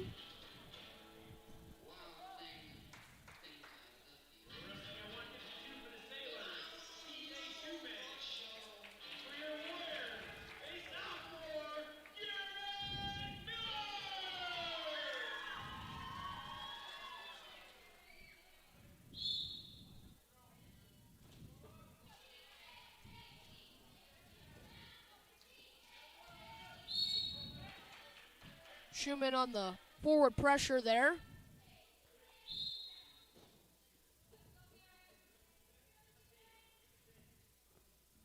Both wrestlers trying to work the head, get a stuff, set up for a shot.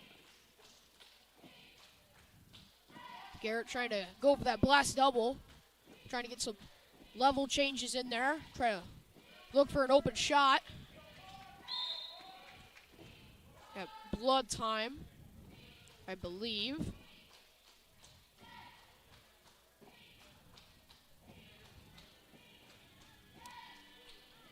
A short momentary stoppage there.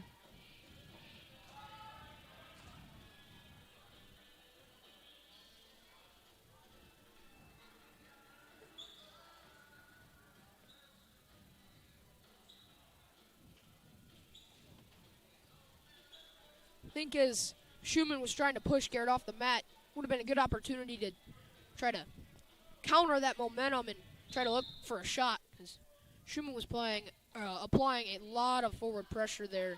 Could have been good for a nice, just maybe even a snap down or just a quick level change into a double leg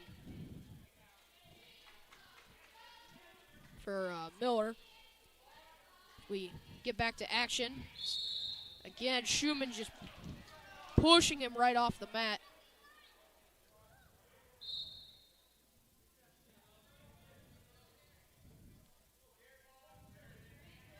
We saw it in the Union Columbus duel. If you can apply a lot of forward pressure, there's a good blast double by Garrett as he takes him right to his back, but Schumann rolls through. But in that Union Columbus duel,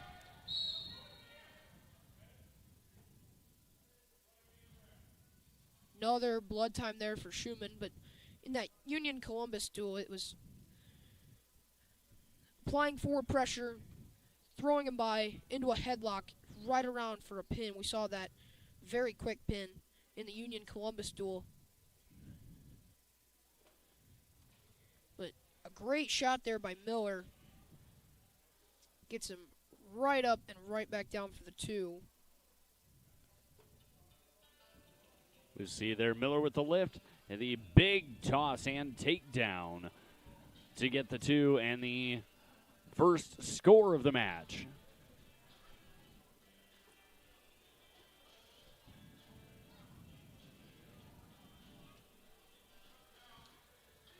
Looks like we'll get back to action here with Miller on top.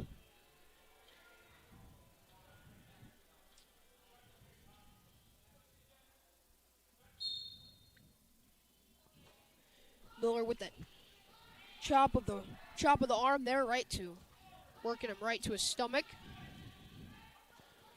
Granby attempt there by Schumann, defended by Miller. Another blood time there for Schumann.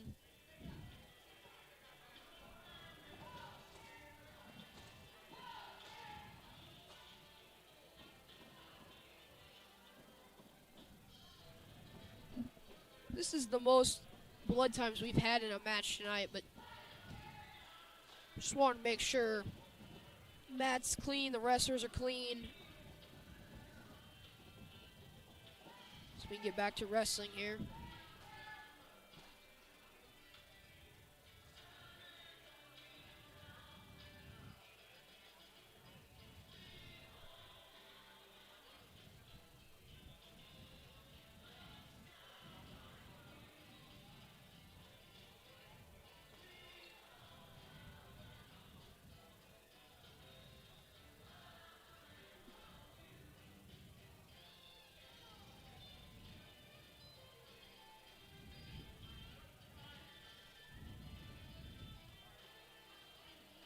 Looks like we'll be back to action here.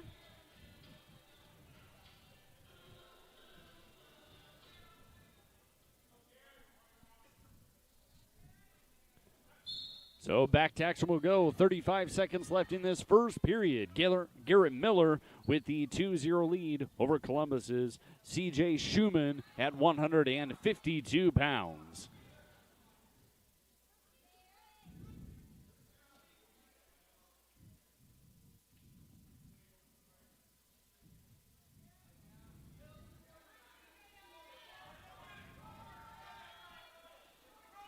Is Miller trying to work for an armbar. He's got short time, maybe get some near falls.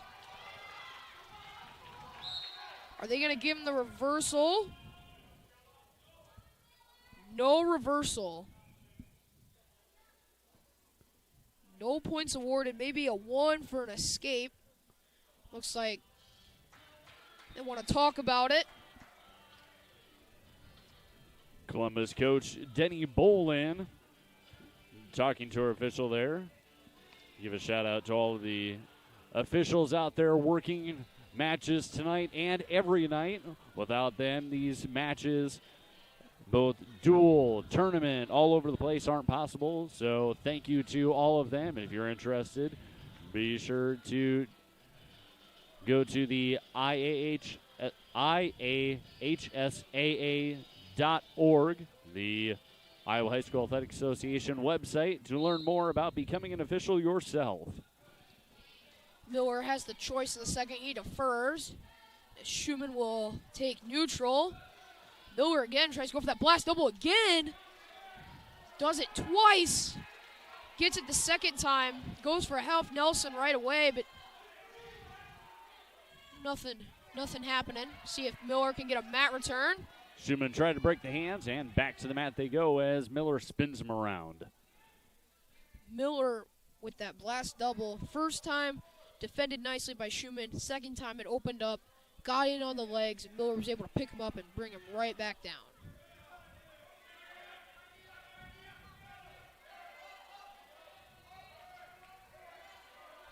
Again, Schumann trying to work back up to his feet, and Miller brings him right back down.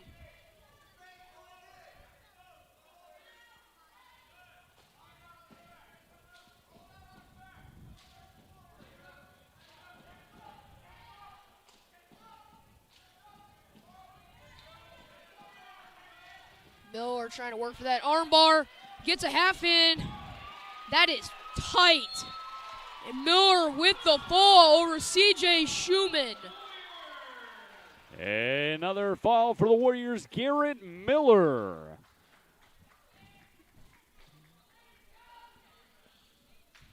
Good fall there for Garrett Miller as we head to 160. Chase Ackerman will receive a forfeit.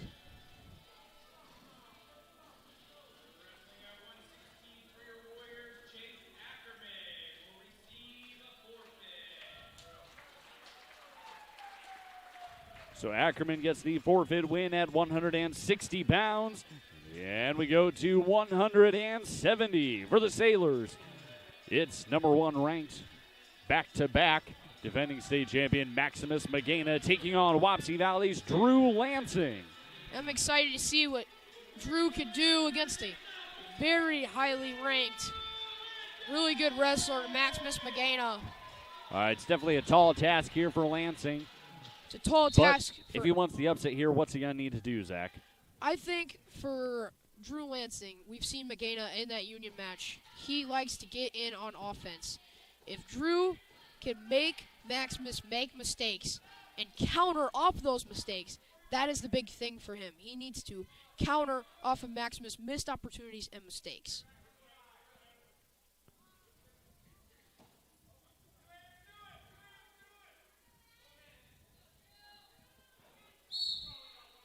Some Magana working on the shot near the edge. As he steps out of bounds, we'll head back to the center circle.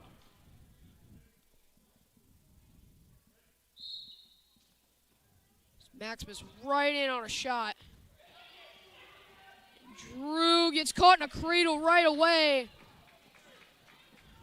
As Maximus tries to split the leg. Circles back around and gets the fall over Drew Lansing. Well, Magana proves why he's the number 1 ranked wrestler in the weight class right there as he picks up the pin in 47 seconds over Wapsie Valley's Drew Lansing. Yeah, and he definitely showed why he's the back-to-back, 2-time defending state champion. Right there. 2 quick matches for him tonight, 2 quick falls, both coming with cradles. As we head into 182 Well, it'll be Wapsie's Cannon Yeager against Columbus's Henry Erie.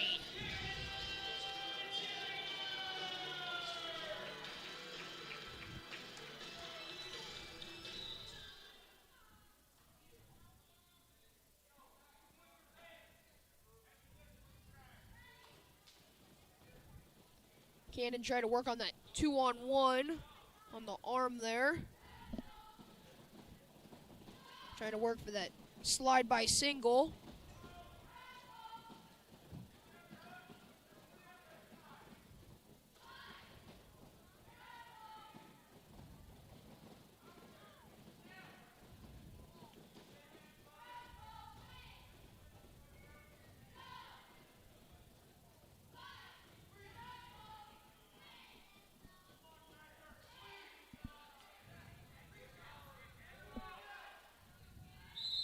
Erie there in on a shot, but Yeager defends it. As we head back to the center.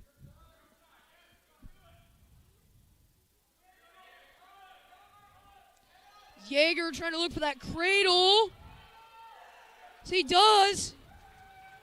He's going to try to turn him over there, try to settle in. He's got the 5 count. He's trying to settle in for the fall. Trying to get that left shoulder, or right shoulder of the mat, and he does, gets the fall. A fall coming in 1 minute 15 seconds for Cannon Yeager.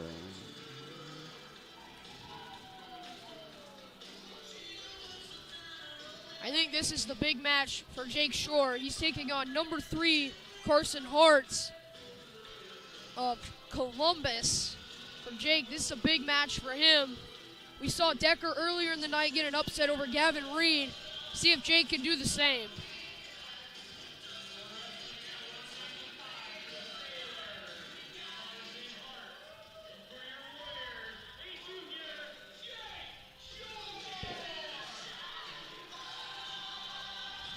Another big-time match out here. Carson Hartz, Jake Shore at 195 pounds. Heavy hand fighting there for both of these wrestlers.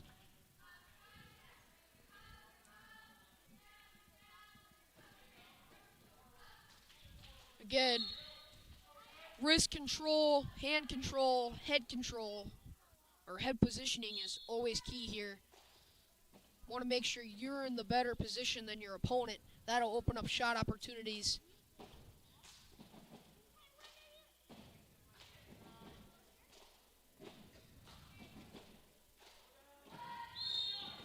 They go out of bounds, come back to the center.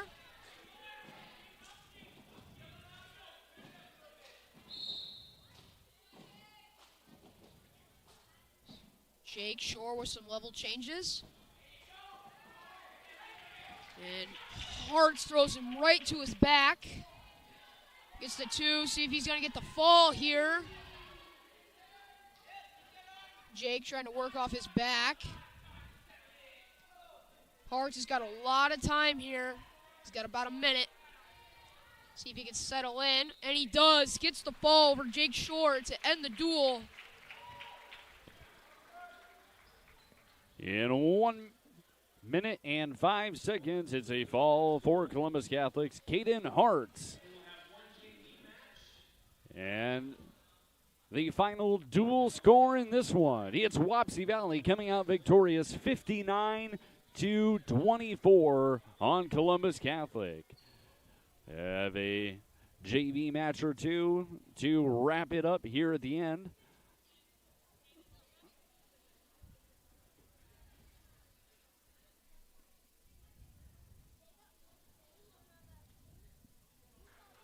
Looks like it'll be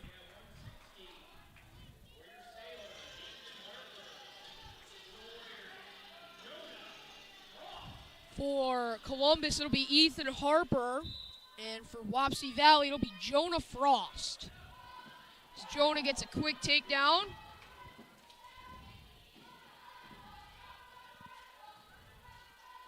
Trying to maybe work in a half Nelson here, or a cradle, it looks like. Jonah gets in that cradle. See if he can get and he does, gets the quick fall.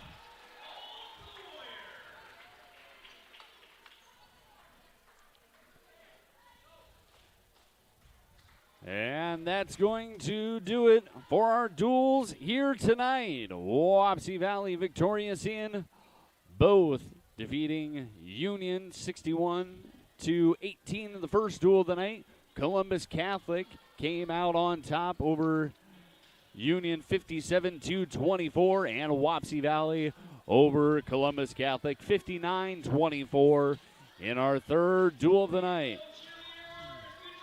All right, Zach, first of all, what did you see in that duel between Wapsie Valley and Columbus? I think for Wapsie, they were very, very aggressive all night long. You saw Columbus get in some action there with their 4 ranked guys, but all in all, Wapsie wrestled a very clean duel, and that's key for them going into this weekend. Tomorrow they'll head to Waterloo for the Battle of Waterloo, and that's a big thing for them because they need all the momentum they can get going into that tournament. Yeah, it's definitely going to be a big one. In fact, all 3 teams that were here tonight will be heading to the Battle of Waterloo on Friday and Saturday.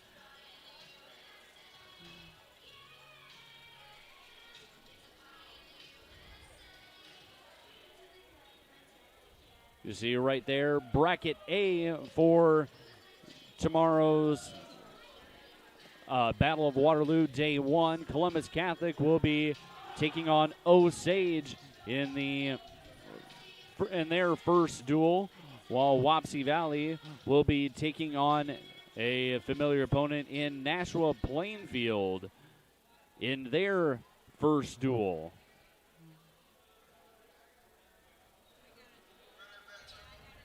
All right, Zach, why don't you give us a recap of the matches from our third duel of the night between Wapsie Valley and Columbus. So for this duel, we started at 2:20, where Mason Knipp got a fall over Keegan Brown in 3 minutes and 29 seconds. Derek Hilsenbach with a big match, bumping up 2 weights to wrestle heavyweight against Connor Knudsen, and gets a fall of 3 minutes and 4 seconds. As we circled back to 106, Caden Belinsky got a forfeit, and Reese Hagenauer got a fall of 1 minute 38 seconds over Columbus's Francisco Mendoza Diaz. Brody Kleitch over Joe Hackett in a technical fall, 15-0 in 4 minutes and 55 seconds. Dawson Schmidt over Mason Burr in a fall of 2 minutes and 19 seconds. Easton Kroll over Calvin Smith in a fall of 48 seconds. The big match of the night, Kaden Decker with a major upset over number 4 ranked Gavin Reed in a fall of 3 minutes and 51 seconds. Jonathan Hackett over Dallas Tissue in a fall of 1 minute and 24 seconds. Garrett Miller over CJ Schumann in a fall of 3 minutes and 13 seconds. Chase Ackerman got a forfeit. Maximus Magana over Drew Lansing in a fall of 47 seconds. Cannon Yeager over Henry Erie in a fall of 1 minute and 16 seconds. Carson Hartz over Jake Shore in a fall of 1 minute and 5 seconds, which finished off the duel. And in an extra JV match, Jonah Frost got a pin over Ethan Harper in 22 seconds. And that was your recap, the duel between the Warriors and the Sailors. All right, Zach, how about you give us our wrestler of the duel? I think for our wrestler of the duel, for Wapsie Columbus, it's going to have to be Kanan Decker. The big upset over Gavin Reed. No one, I think, expected it. Massive, and it came with a fall, too. I mean, he pinned him in a cradle. So, big match, and it totally shifted momentum the Warriors' way going into the later weights. Definitely a big one there. And how about our wrestler of the night? There's a lot of good contenders here for wrestler of the night. Dawson Schmidt being one of them. Maximus Bagana is another. But then again, I have to go Kanan Decker. I mean, he had a great match, and I think he definitely proved that he can play in the upper weights, and he can really wrestle against these better 138-pound guys. I think he proved himself tonight with that big fall over Gavin Reed. Yeah, that was absolutely a big one for him. A big win on the resume as you start looking forward to what's now, was it districts now? Sectionals no longer a thing. A thing in the past. Districts, all there is now. And then on to state. Definitely a big win, possibly for state seeding. And just confidence going forward for Kanan. Just Yeah. a feather in the cap, knowing that he has that under his belt. I think it was a big rebound for him because he lost last week against Bowden White of Denver. So a big rebound for him tonight, getting him that confidence booster, getting a massive win over a top-ranked wrestler. Absolutely. And once again, we'll take another look at the Battle of Waterloo brackets. In Bracket A tomorrow morning, Columbus Catholic will take on Osage. That one happening at 9 a.m. In Bracket B, Wapsie Valley will take on a familiar foe in Nashua Plainfield. That one also at 9 a.m. And if we have any Union fans still watching, your Knights will be taking on Linmar in the afternoon session at 4 p.m. So that'll do it for our broadcast tonight. Wapsie Valley coming out victorious over Union in duel number 1. Columbus coming out with the win in duel number 2 over Union. And Wapsie Valley goes 2-0 on the night with a victory over Columbus Catholic. And all three teams heading to the Battle of Waterloo on Friday and Saturday. Thank you, everyone, for tuning into the broadcast tonight through our early technical difficulties, getting a little bit of a late start and figuring out our audio issues to match them up with our live feed. Once again, thank you everyone for tuning in. If you saw the sponsors that were rolling across the bottom of the screen tonight, please go out and support them so they are able to support us. There are some great businesses that have done a lot for us. They are Grumpy's Bar and Event Center in Reedland, Little Wapsie Communications, Orin Mutual Telephone Company, RTC Communications in Reedland, and TrueServe Insurance. Zach, any final words on the night? No, I think it was a great night tonight. Lots of fireworks, especially with that final duel. I think all these teams have something to look forward to going into tomorrow, especially Wapsie. I think they're going to need to take care of business tomorrow and hopefully pull out a few wins at the Battle of Waterloo. Yeah, there'll definitely be a fun one tomorrow. So we'll see how that goes. Again, the Warriors will get things started at 9 a.m. taking on Nashua Plainfield. Thank you once again, everybody, for tuning in to Wapsie Valley Wrestling this season. This was our final home duel of the season, but make sure to get out there and support them on the road if you can. You said Friday, Saturday, they will be traveling to the Battle of Waterloo. Have a great rest of your night, everybody, and go Warriors!